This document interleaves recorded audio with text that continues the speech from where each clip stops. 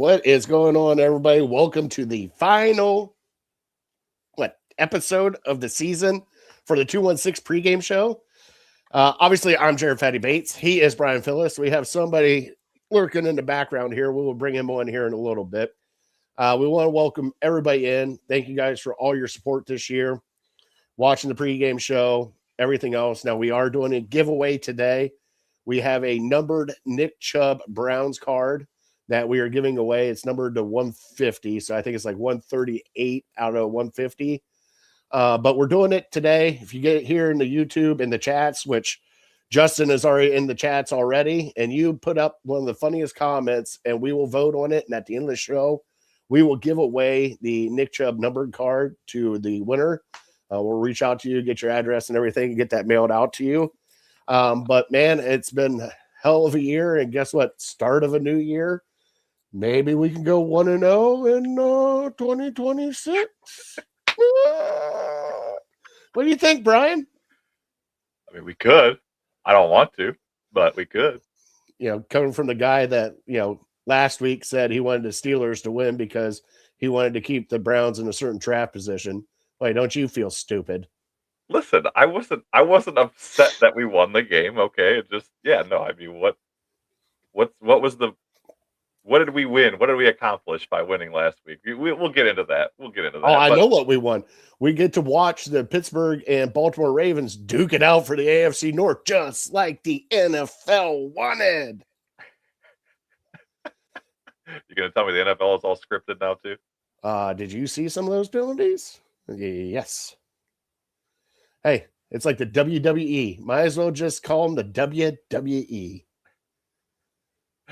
Well, before I razz you too much and you get too fired up, how about we bring Matt in on here? So all right, I guess. Defend me. It'd be a little in between here. No, because you guys both love Shador Sanders. I don't want that. And you guys both keep talking about Carson Beck, so let's bring him on in so we can have a little. He does. All right, from Slosh Sports, welcome in, Matt. Matt, what's going on, buddy? What's up, gentlemen? How are you today? We are doing good.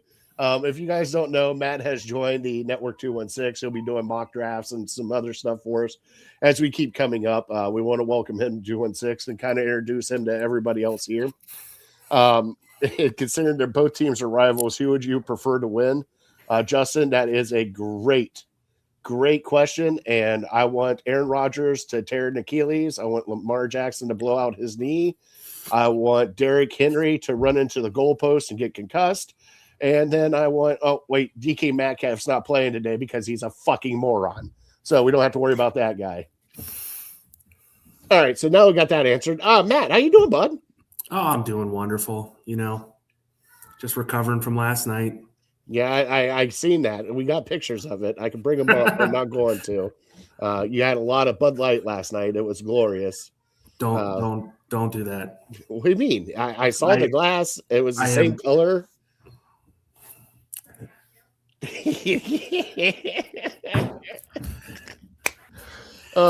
Is Jackson playing? Yes, Jackson is playing. So he'll be playing that game. All right, let's get into last week, guys. Last week we did play the Steelers. We had want to thank Chop Shop Joe on here. Amazing time with him. Also getting his takes, especially on Mike Tomlin, Aaron Rodgers, just like we like to bust his balls. So thank him for coming on. So last week we did play the Steelers. They looked like they were more concerned about Myles Garrett getting the sack record than they were about playing the Cleveland Browns. And I think that's what every team has been doing the past probably 4 weeks. So they're running away from Myles Garrett. They're staying away from him. And that's what the Pittsburgh Steelers did. The thing that they didn't expect, though, was the rest of the defense showed up. Schlesinger, Denzel Ward, getting thrown 2-3 times, idiots. But the defense showed up. The offense did just enough to win the game. Fanning caught the touchdown pass, even though he got hurt right after it with the groin injury. He will be out today. Hey, bud, I saw that my buddy Jack Conklin's on the IR for the rest of the year. Couldn't believe that shit. God, I love that guy. But what were you guys thinking of the game last week? I thought it was kind of a good game plan from Cleveland. Just kind of muddy it up a little bit because the only thing that was out there receiver wise for them was what Calvin Austin. I don't even think he was playing either. Nope. But they didn't have much on the wide receiver. They did have their tight ends, and then they had the two-headed monster of Jalen Warren and Kenneth Gainwell. What did you guys think of the game plan? Did you guys like it? I'll go with. Sorry if I go with Matt first, Brian. Okay, Matt. Well, my personal opinion on the game plan, I think on at least the defensive side of the game, Swartz definitely showed that if Stefanski does get walked out of the building tomorrow, he is all in on Cleveland and wouldn't mind stepping in and becoming the next head coach of the Cleveland Browns. I would love that. I mean, I'm a firm believer when you hire a new head coach, you don't hire from within when there's problems. But like you told me earlier, it's not really a overall coaching problem. It's a Stefanski problem. So I wouldn't mind seeing him stay. I mean, there's a few other guys I wouldn't mind bringing in, but I think he definitely proved that the defense stepped up. I mean, score tells itself. Kept him out of the end zone. All right, Brian? Yeah, I mean, it was a weird game, right? I mean, it was kind of we've already talked about this. You've already given me some crap. It was a meaningless win, but a win nonetheless, right? And it was nice to see, for me at least, to see Shedeur get off to a hot start. Whatever he started with, 10 for 12 or 11 for 13, whatever it was, that was nice. And unfortunately, as soon as Fannin went out with the injury, as you described, the groin injury that he tweaked during the practice week, and then ultimately took him out of the game, the rest of the game. When Fannin wasn't in the game, it was just the offense was inept, right? We had to rely on receivers that aren't creating separation and don't have speed. Obviously we all know here, but we are operating with one offensive lineman that started the season right now. 4 of the 5 of them are injured and not playing, your buddy Conklin being one of them. And I mean, Shedeur had some bad throws, right? He had some absolutely you cannot haves in the NFL, right? Where he's backing up and then just throws up a duck right in the air to Pittsburgh. Now, some people, Jerry Jeudy should have fought for it more. I agree, but I don't think Jerry Jeudy is the heart of this team. I don't think he's had any heart for probably the whole year, right? So, you already mentioned it, Myles Garrett. They were scheming. I firmly believe Aaron Rodgers was more. His ego could not handle being the person who got the sack record on him. So the amount of times I saw Aaron Rodgers throw the ball into the ground or throw a negative yardage screen that he knew was not going to get anything going for them was just hilarious. And then, yeah, you mentioned it too. The end of the game, they're driving down the field, and who is the one person on this Browns secondary you don't want to pick on? Denzel Ward, right? Like, and Rodgers, who's yelling at the coach, no, I got this. Don't interrupt me, right? During the game, during that drive, then throws the last 3 balls to Marquez Valdez-Scantling, who is nowhere near the caliber of Denzel Ward, and expects him to make a play over Denzel Ward. I mean, what did you expect? I thought it was hilarious how the game ended. So, and a win is a win, right? Like, they played, like you said, they played to make sure Myles didn't get that sack record. He didn't get the sack record, and they lost the game. No, the offense of the Browns wasn't great, but again, the only weapon that we had in Fanning and Judkins were both not there. So you're dealing with second, third, fourth, fifth string at almost every position, and your wide receiver room has been trash all year. So what did you really expect? But it was fun to watch.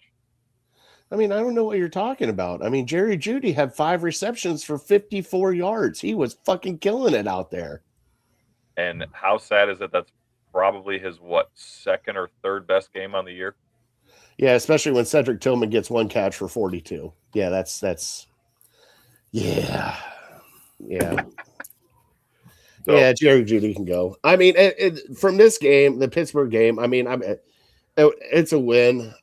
Like you said, I I wouldn't completely call it meaningless because it's you're getting a good look at rookies and people that you need to look at right now, especially going up against a team that was supposed to be playing for something. They were playing for the AFC North that game, Yep. and they fell short. So it wasn't like you were running into a team that was sitting everybody and resting everybody because they already made the playoffs. You were actually playing a team that wanted to get in the playoffs, and like you said, they really did. It looked like they cared about Myles Garrett's sack record more than they did showing up here in Cleveland. And it was also nice to send a win off here in Cleveland for the fans after this horrible year that we all had to sit through. Jesus God, after this horrible year we had to sit through, but at least they get a win going out. And plus, it's always fun trolling Steelers fans. Who doesn't love doing that? Matt, with this defense and the way it's intact right now, do you think that Myles Garrett can get his sack record today with everybody kind of running away from him? I think the way Myles is playing right now, I'm almost guarantee it that he gets it today. He's not going to have the explosion, like 3-4 sacks that I thought he might be able to improve from the first game, but I don't think he has a problem getting it today. I think we actually get about 6 sacks total as a team. Wow. I think Burrow's going to be waiting too long to hope to God that Chase gets open. I mean, they have nothing to play for either, but I think our defense, if we show up like we showed up last week, Burrow's going to be in the dirt a lot. Brian, do you agree with that? I mean, I don't know about a lot, but yes, Joe Burrow does tend to hold on to the ball and tries to make plays right on. He's almost, as far as comparison to Rodgers, he's almost the opposite of that, right? And I'm sure Joe Burrow is way more concerned about winning this game and trying to make the big plays than he is worrying about the sack record, if I had to guess. So I think it's very easily that. Let's just hope that Myles Garrett gets it like in the first quarter. If God forbid, if the Bengals go up like 14-0, ain't going to be a whole lot of passing going on, and then it could really change the nature of the game. But we basically, I mean, you pretty much have to count on our offense to get something going, and I am sure that Jim Schwartz is going to scheme up Myles Garrett however he can to try and get that record, because it probably looks good for him too, right? Well, yeah, you would think so. But, like even, you and I talked last week when we were talking about it, and they did the right thing. They set up Myles all across the line. He played on the right. He played defensive tackle on a couple of them. You got to kind of do the same thing today. Let Myles line up wherever he's going to line up and just let him go. And even if you can create, I know he likes lining up all the way out by the wide receivers on a couple of them, playing the slot corner out there. I don't know what the hell that's about.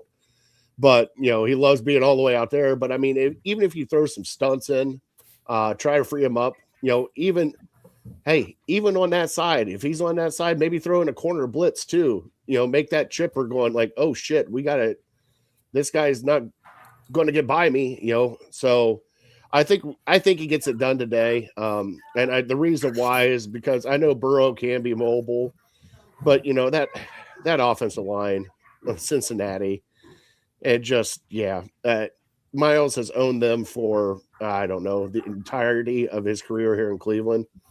And I think if he starts, and I think he gets the sack today from the defensive tackle position. I don't think it'll be an edge sack. I think he comes right up the middle and gets a sack right up the middle on Burrow. But, yeah, I do believe he gets the sack today and gets the record, which would be awesome for him. And then we probably might not see him the rest of the game if that happens. But you never know. He might want to stay in and try, because he has a goal of 25. He might want to stay in and try to get more.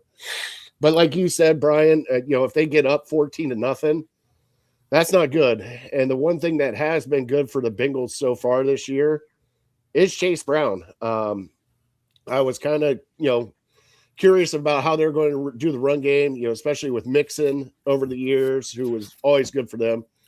Chase Brown has kind of stepped up and proved that he could be a number one back for them, and he's done very good past few games. What are your guys' thoughts on Chase Brown today, Matt? Well, what was it? Before last week's game when I was on Rust Belt with Brian here, I predicted him to have 2 more touchdowns, and he did it. I don't think he has the same outpouring of stats this week, but I can see him entering the end zone at least once today. I mean, I think he's been pretty much on fire since Burrow got back, and even just a little bit before that, he was kind of mediocre for the first, I don't know, half of the season, to be honest, as a guy who's kind of been forced to follow the Bengals a little bit all year.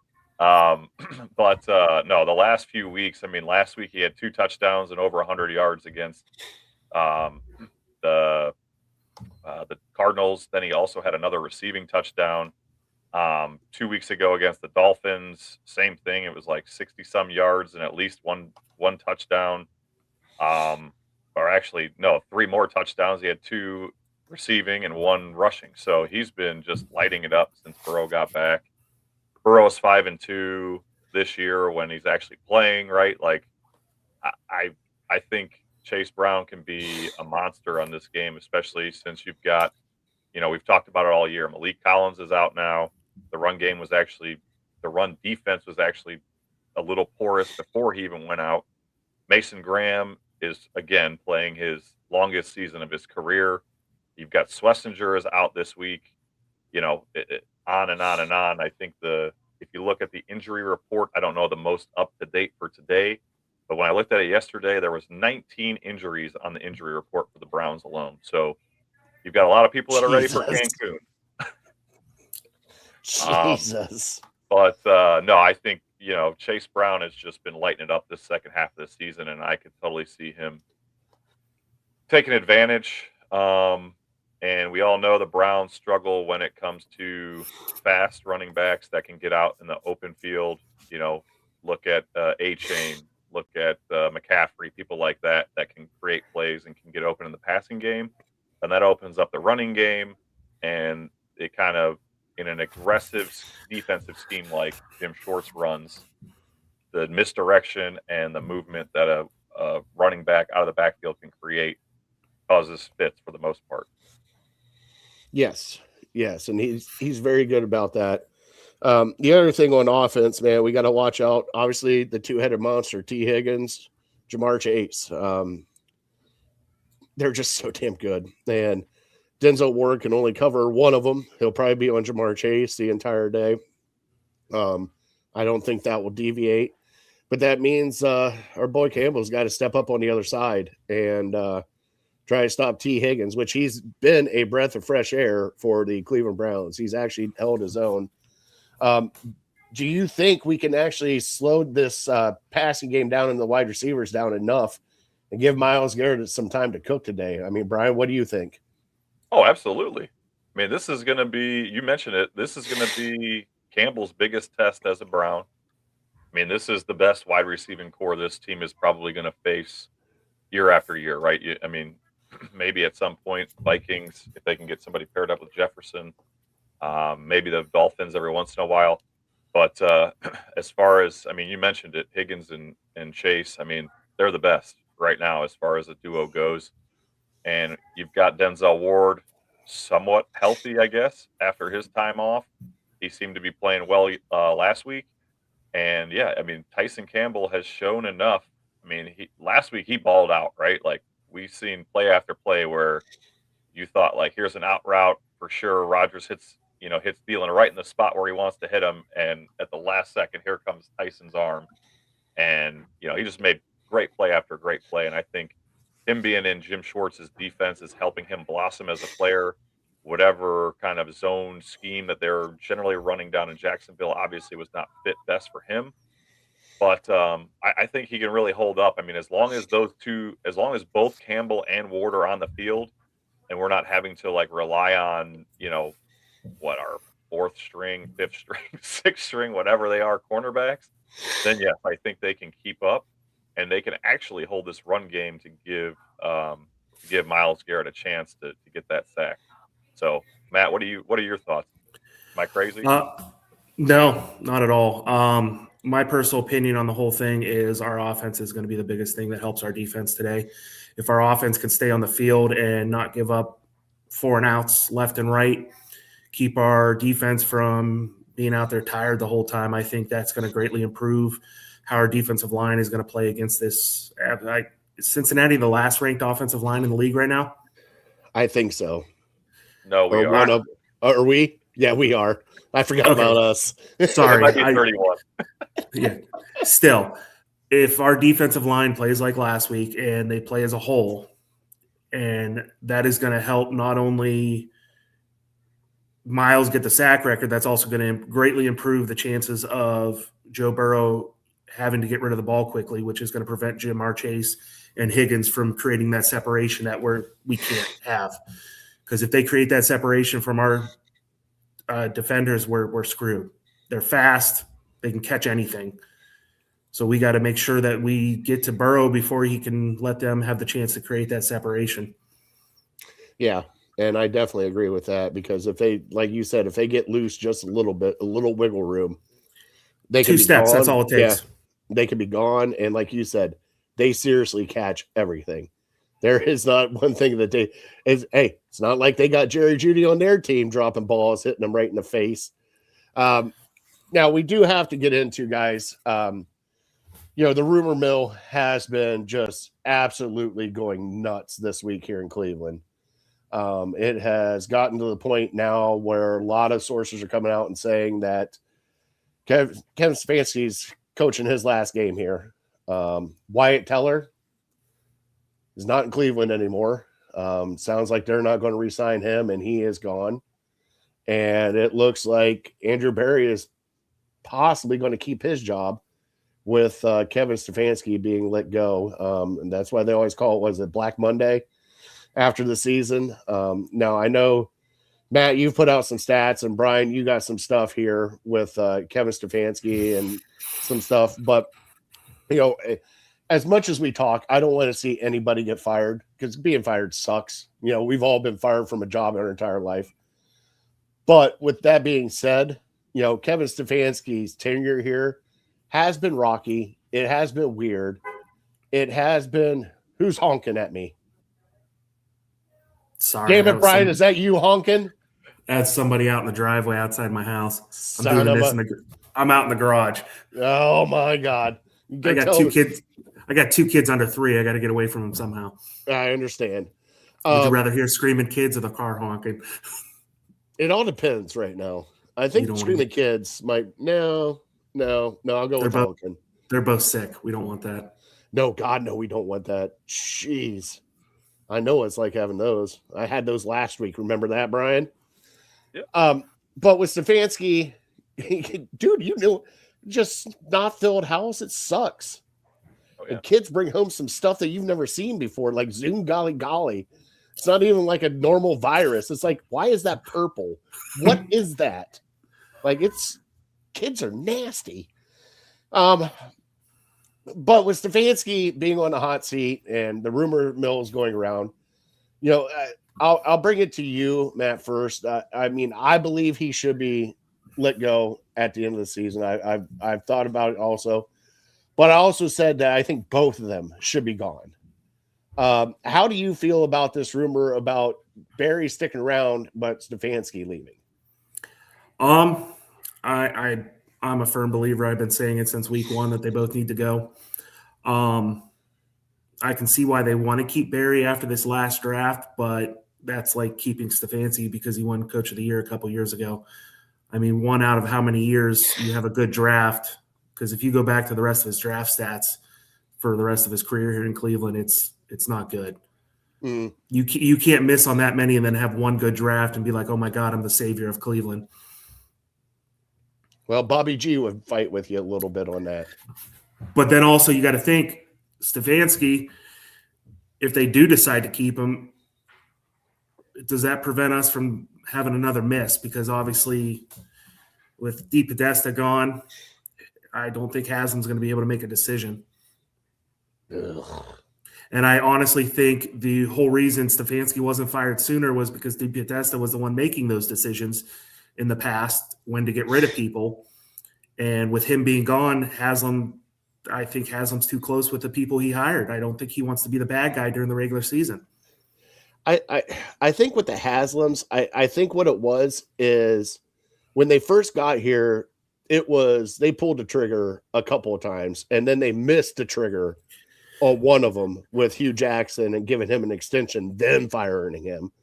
But you know, Justin, oh my God, star that one. My God. Just star that one. That one might be the winner today. But it just seems so weird that we see Kevin Stefanski with average quarterback play, but he can win with average quarterback play.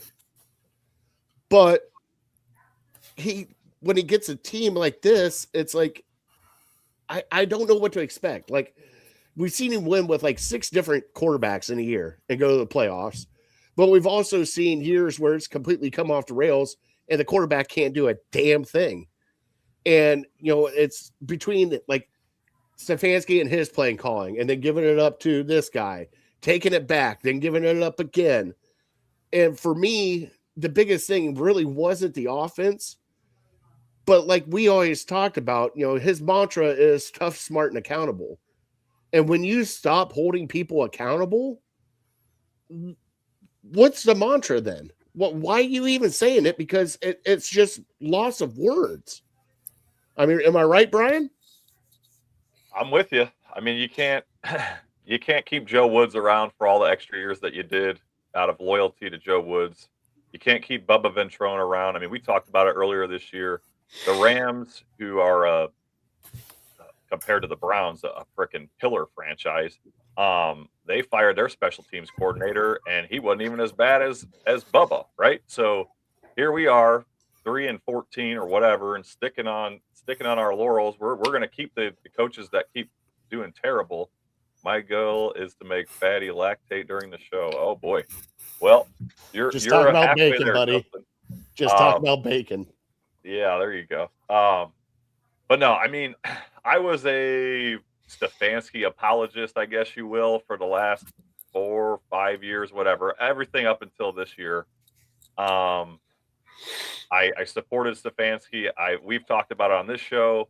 You know, you can't cook with, you know, bread and milk. You can't make a souffle or whatever, right? I don't know. I'm not a cooking expert, but if you don't got the ingredients, you can't make a good meal. The other thing that I think was funny, I was listening to the Cleveland Sports Show this week, and Matt, I think you'll like this one. They referenced it to the Browns to a burning down house, right? And Andrew Berry is the one that lit the match or threw the damn grenade in the house. And Stefanski's over here trying to put out all these fires, right? Because he's not the one creating the team. And, you know, they're going to fire the guy who couldn't put the fire out, but they're not going to fire the guy who started the fire, right? It's like, what are we doing here? It's very confusing to me because we've been told since 2020 that these guys are in lockstep. They're thought partners, right? They're in it together. And all of a sudden this year is like Kevin Stefanski's legs just got cut underneath of him. And it was like, now it's all of this is Kevin Stefanski's fault. Like, yeah, sure, let him fall on the sword. He's the one who built a terrible offensive line. He's the one who had the plan to start. Who was it? DeJuan Jones, who had never started left tackle, and the backup was KT Leviston, who we've seen how that's gone. Like, that was your plan at left tackle this year. One of the most important positions in football. Our plan was to roll out a guy who had never played the position before, and in a worst case scenario, break glass in case of emergency, some guy who has stunk over his career. Like, come on, our quarterback scenario, we're rolling 4 quarterback competition. That was terrible. I could go on and on about my disdain for Mr. Andrew Berry. I think they should both be fired. I think it is a gigantic mistake. But what I am hearing, what I have heard this week is that Stefanski finally stood up for himself. I think probably for the first time since he's been a coach here, because let's be real, Haslam and whoever else has probably shot him down a million times on what he wants to do.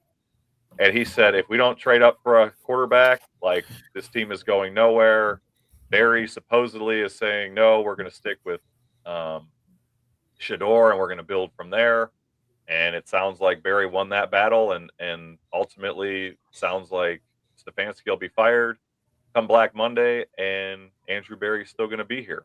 Now, the big question, though, is who will they hire, right? If Barry's still here, who are they going to bring in to coach this team that's going to listen to Haslam in the Friday meetings and his criticisms? Who wants this job, right? You want it? No. I got a guy. Oh, okay. Who do you got? Mike McDaniels. He wants this job if he gets fired? Oh, sure. Of course he does. He's got Shedeur Sanders. Why not? Wrist up, baby. Anything's better than Tua. That is true. Yeah. Well, Mike McDaniels hasn't even been fired yet, so let's hold off on that sauce. What do you mean? They were the worst team coming in here to Cleveland, and look at them. They turned it around. They started winning games. They were still in a playoff hunt. Exactly why he might not get fired now. Well, and also benching Tua. That was probably the best thing, too. No, and I get, when we talk about this, I think it's a group thing. I really do. I really can't think. But, Brian, from what you're just saying now, it shows you that Shedeur Sanders was Andrew Barry's pick, if he's going to ride with him. And if that's the case, then why did you even draft Dylan Gabriel? Why did we go through this whole mess? And then if you want to do this next year with Shedeur Sanders and build around Shedeur Sanders, I'm completely fine with that. I don't care. I would love to see more to see what he can actually do. But as of right now, he looks like just every quarterback that we have had here, which has been an average quarterback. He hasn't had, spectacular, one spectacular game he's played. Everything else has been just middling. And yes, the flash throws are there. But like you saw a difference when this is how I compare it. And I shouldn't compare it to him. But like when Baker Mayfield came in, you saw a different throw. I'm just saying, just think about this though. Watching Baker Mayfield's career here in Cleveland, you saw the flashes of what he can do. You saw him, and you can see the arm talent there. I'm not saying that Shedeur Sanders is not accurate and everything else. The deep ball is not there. I don't think the arm strength's enough to get it there. And also with that, I see not as many flashes as you do from other people. And with that being said, you have your chance here with this draft coming up to go out, and I'm going to bust your balls just for a little bit because I know Brian's head's going to explode. Carson Beck is going to be there at 6, and we've been having some fun with that. But you have a chance to go up and watching Mendoza play on this week against Alabama and what he did against Alabama. I mean, only 2 incompletions. That was it. He tore up an Alabama and SEC God school and just lit them up. And it was just like, okay, this is okay.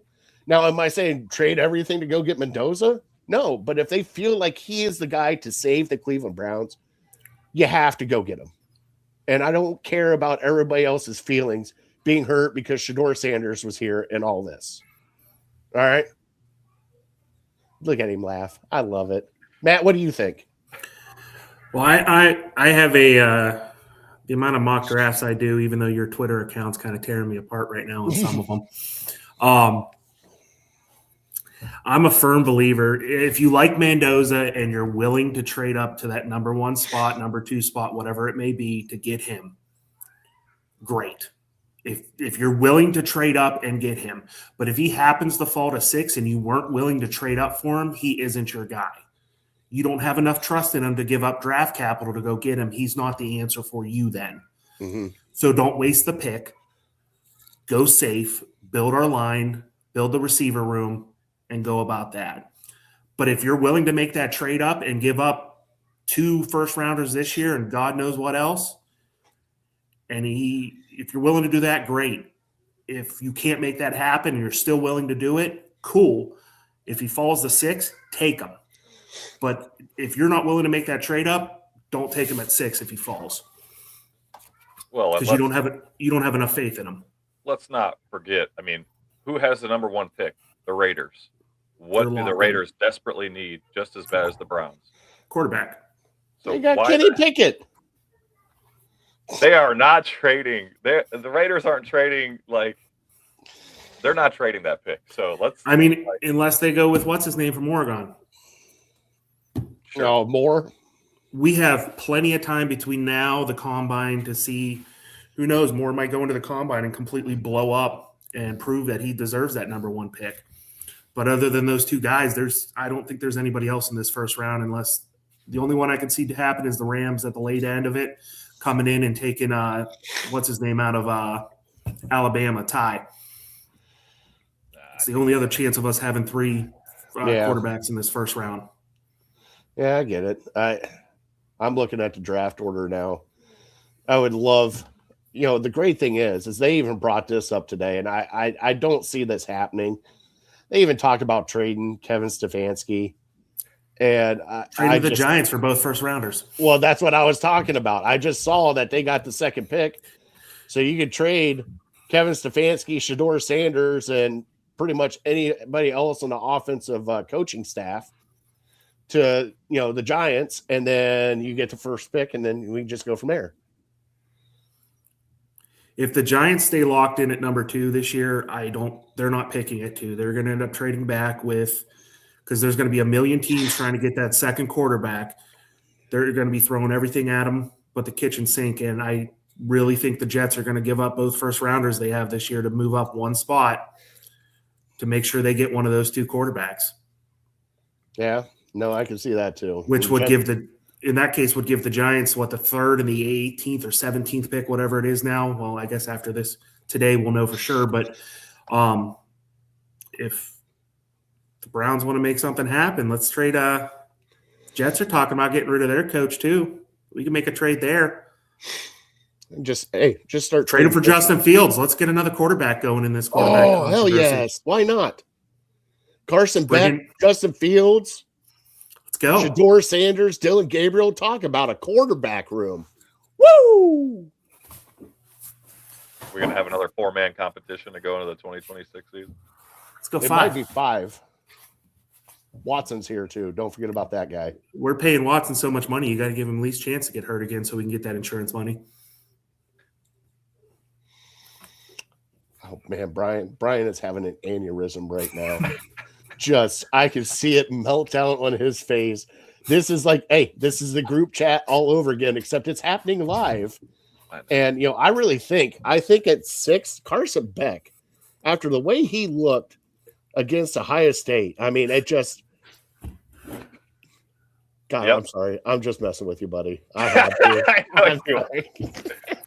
All right, let's get back on track here. Let's get back on track. Well, before we drift too far away from the draft, I am curious if the Browns, let's say, end up with a 3rd pick somehow, and both the quarterbacks are off the board, and this is a lot of and there's not a good trade partner to be had. Okay, let's say your best trade is to move 15 spots down or something. You don't want to do that.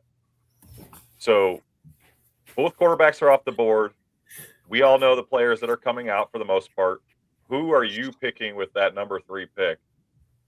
Both Fatty and Matt. I will start with Matt since I know he's done a ton of research already. Give Fatty a little time to think. Matt, who would you pick with that number 3 overall pick? I'm curious. Tate. Okay. I'm it's like the movie Draft Day. I got him written down on a sticky note. Tate, no matter what. Okay. I would still trade down. I wouldn't care if I got down into the teens. I agree with him on that one. I would trade down. I want them to trade down. I don't care how far we go because there's enough offensive line depth that we can get one of the 3 guys before the 20th pick and get Denzel Boston or somebody like that in with our pick from Jacksonville. I'm still okay with that. Yeah, because at that point in time, if both quarterbacks aren't there, it's way too early. This is way too early, people. Way too early. As we were talking NFL draft and everything else. When it comes February and March, when we start doing the combines and all that stuff, but I brought it up to you guys in the chat and everything else. And I know that we need defensive players or offensive players like crazy. We need offensive line. We need wide receivers. I get that. And, this is one of the arguments that got up on our chat with one of your mock drafts. I mean, from what I've seen, Caleb Downs looks like the most solid player coming out and the most pro ready coming out. Like he can just plug and play, and he can play linebacker, corner, and safety. Just something to keep an eye on. Now, we brought it up and joking around and got some fun with it. But could you see? I'm the trash man now, I guess. Yeah. Well, no. Could you see them taking a defensive player at up in the upper, like if we're picking 5 or 6, let's just say that. Could you see them taking a defensive player? Absolutely. I mean, look at Brian. Why not? Brian, calm down. It's okay. I mean, honestly, if we have 2 first-rounders, there's plenty of offensive line depth in this draft that we're going to be able to snag somebody up with the next picks. There's obviously going to be a wide receiver available at our last pick in the first round. If we can get someone like Caleb Downs or Bain who can just secure that defense up to be the best no matter what, why not? Especially with a new coach coming in. If we get someone like Brian Flores coming in as the new head coach, he'd be all over that. All right, Brian, go ahead. I can't do it. I can't. I'm having like PTSD from sitting at the Winking Lizard in April of this year, 2025. And with the 5th pick, after they traded down, we have Mason Graham. And I'm like, here we go. And then all this whole season, okay. So 2024, what do we suck at? Offense. 2025 draft, what do we do? First 2 picks, defensive players. We suck at offense all 2025. And if you tell me that the first pick in the 2026 draft is a defensive player, like I already want Andrew Berry fired. Like, I can't do it. Like, dude, trade down to wherever you need to be comfortable at, Mr. Berry. Trade down. Listen to me, please. Trade down to 10. Trade down to 8 with the Saints. I don't care. Pick the second best wide receiver or the third best offensive lineman. I don't care. This offensive line and this wide receiver core is so terribly bad. We cannot draft more defensive players. It's not going to matter. Like, I know Jimmy Haslam's goal is 2029. That's all he cares about is being good in 2029. But, like, I can't go another season. I can't do another 17, 18 pregame shows talking about how hopefully Tillman or Jerry Jeudy or freaking Isaiah Bond can catch a damn ball instead of hitting it in the head. Like, I can't do it. We have to get talent on the offensive side of the ball. There's 2 sides of the ball, offense and defense. We can't just keep drafting defensive players. Well, maybe they can play offense. I'm sure Myles Garrett would be a great tight end. How'd that work out for Travis Hunter? How'd that work out for Travis Hunter? Wow. 1 year. You're already going to write the kid off. I mean, look at you. All them snaps, you're bound to get Look at you. Right? Oh my God. They used to play Iron Man football back in the day, you bunch of pansies. Well, that's not today, buddy. That's not today. Today you go, oh, offensive pass interference. I think if Myles gets that sack record in the first quarter, fuck it, throw him in as the left tackle. Oh, that would be even better. Hey, maybe a touchdown for Myles Garrett today. Little passing touchdown. No. Do not risk Myles Garrett's running back for next year. No, we got to do like the Philly special with Myles Garrett throwing the ball. Oh, you two are on some kind of something today. Good grief. Well, no. Matt's on Miller Lite, and after 3 games, pregame shows, you get my blood pressure up. I want to see how yours does. You're doing a phenomenal job right now. With that being said, a reminder, anybody who comments the funniest comment in the chat will get a Nick Chubb numbered card. It's not a rookie card, but it is a really nice card. We posted on it on Facebook and everything. So please put your comments in here right now. Justin is running away with the trophy here. Also, if you go over to our Twitter at the Network 216, we do have a poll running right now where we ask you, the fans, what do you, with all, and we've talked about it, with all the rumors swirling with Kevin Stefanski probably being fired on Monday, what would you like to see come Black Monday? So the options were fire Kevin, fire Barry, fire both, or keep them. Surprisingly, some people voted for keep them. But right now, fire both is by and away the leader in the clubhouse, 61%. Then followed by actually keep them both, 17% is the next closest. Fire Kevin is 16%. And an entire 6% say just fire Andrew Barry. Yeah, so what else would you like to talk about? We want to just focus on this high quality matchup we got here against the Cincinnati Bengals.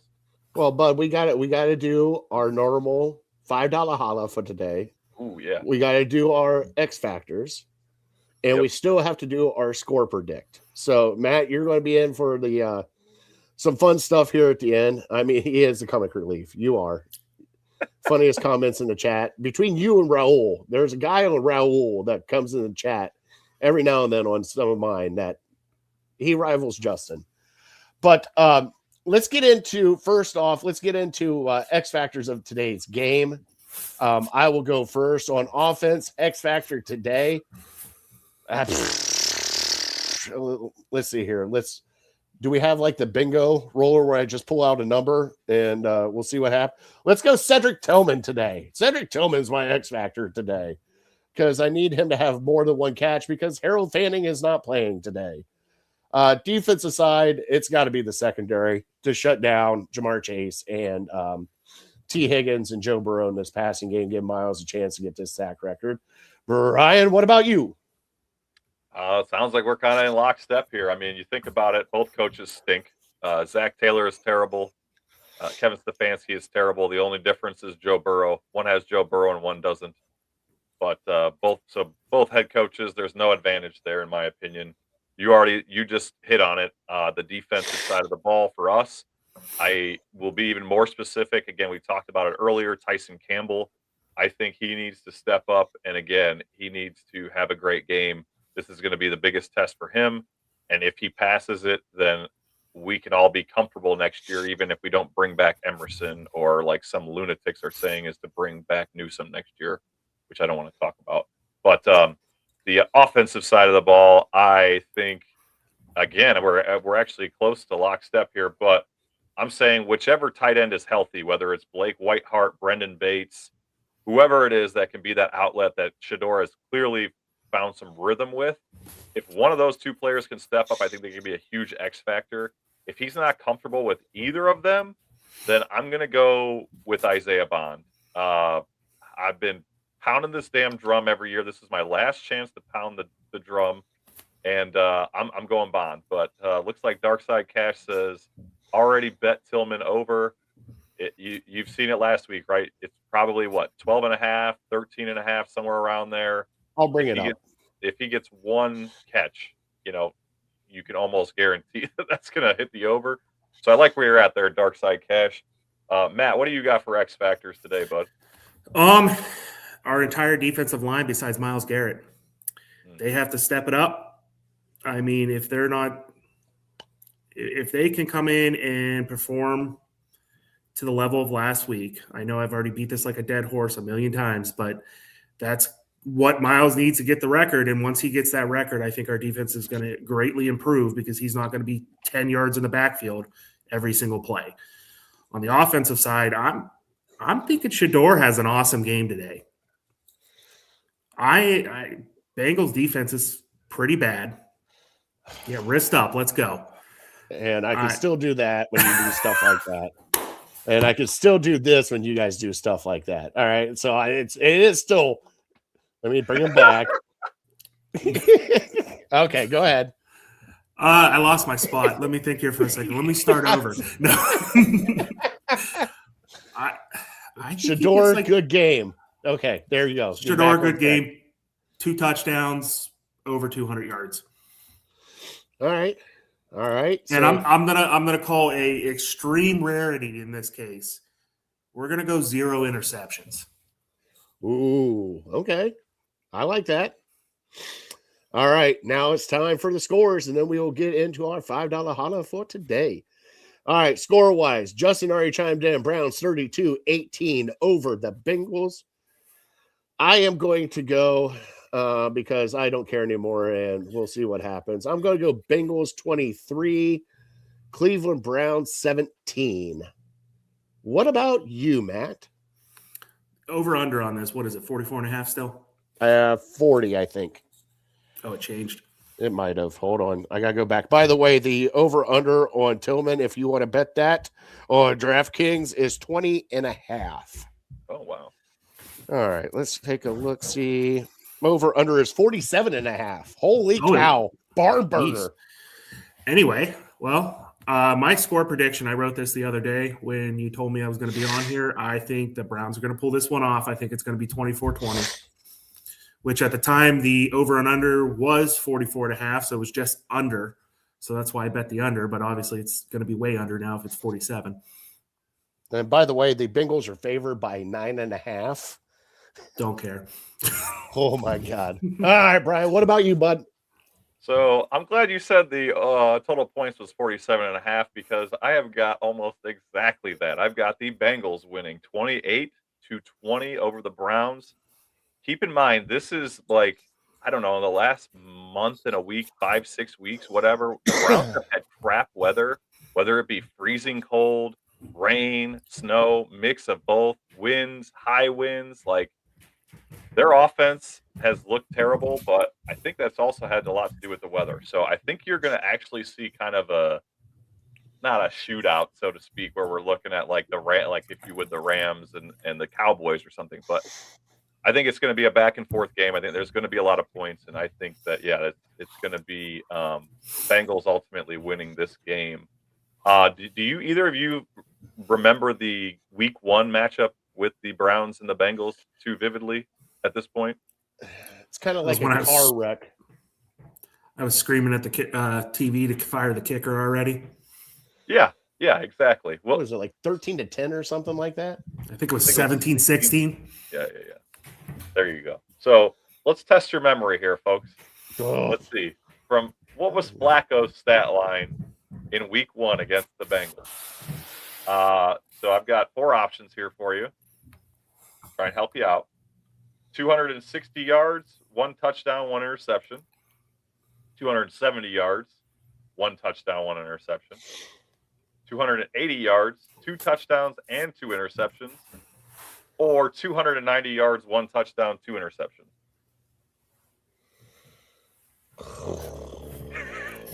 I'm going to go with C. I'm sticking with C. It's actually D. 290, 1 touchdown, 2 interceptions. So we do have a guy that can throw for 300 yards. Oh, look at that. But it's also somebody that greatly improved once they left the Browns, so it proves it's not a quarterback problem in Cleveland. It's a line problem. Just saying. Justin, you cheated. I know you cheated.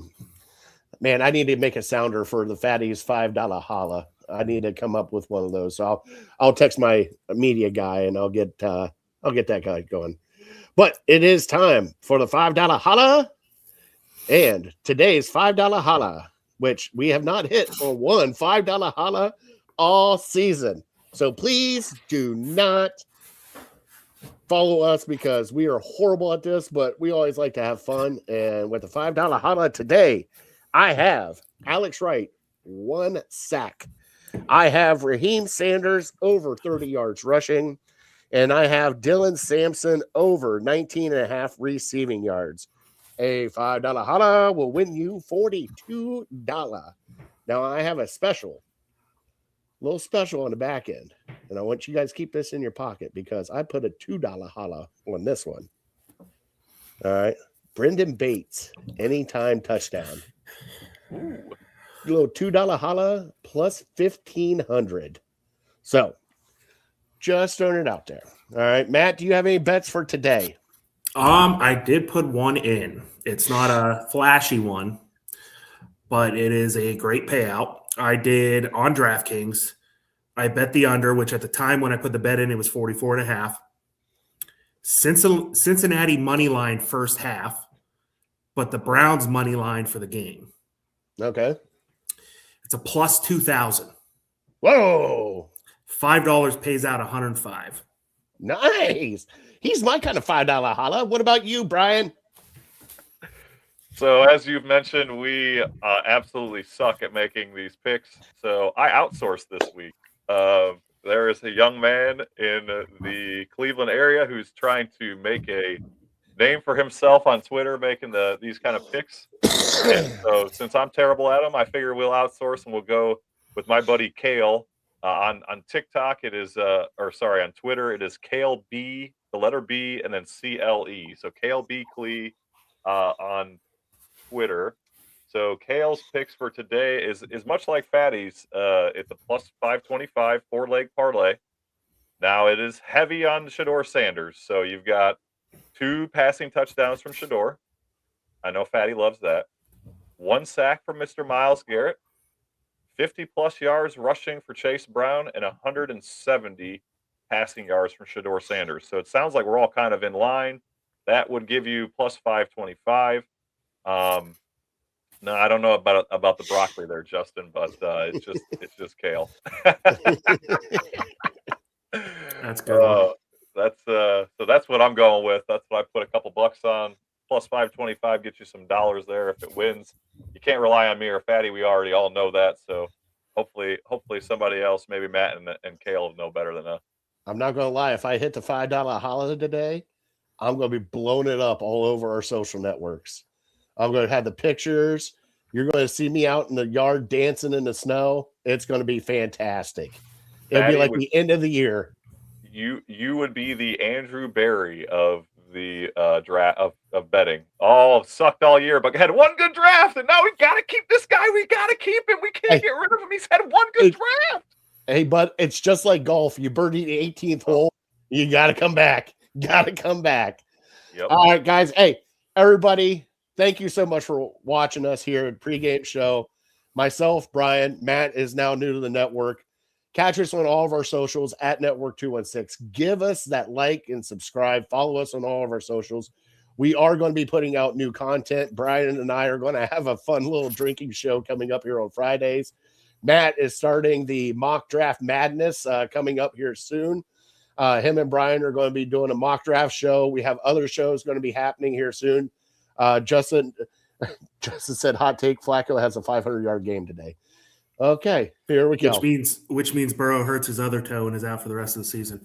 Yes, it is, and next season. But seriously, go give us a like and subscribe everywhere. Justin, you won the comment battle, so there's no ifs, ands, or buts. Yeah, Comic Relief has come in. Justin's won the Nick Chubb card. Justin, I'll be getting a hold of you to send that out to you. But yeah, also you got Brian's on TikTok, Matt's on TikTok with all their content. Catch us on Twitter at Network 216. Catch us on Instagram. We're going to be putting out a whole bunch of stuff. And also get our shorts, stuff like that. We're going to be breaking down this one today probably and putting some stuff out so people can laugh watching Brian's blood pressure go up when we mentioned Carson Beck and a few other people. You can't roll your eyes any harder. I felt them go through your back of your head. But guys, you guys want to say any parting words before we shut down the season finale of the 216 Browns pregame show? Matt, take it away. I'll close it out. I'm new here, but I thank you guys for bringing me in. Greatly enjoy this. Greatly enjoy your guys' company on this. Hopefully next year, if I'm still on the Browns pregame show with you guys, we can be cheering on a team that's actually winning with a good offensive line. Hopefully.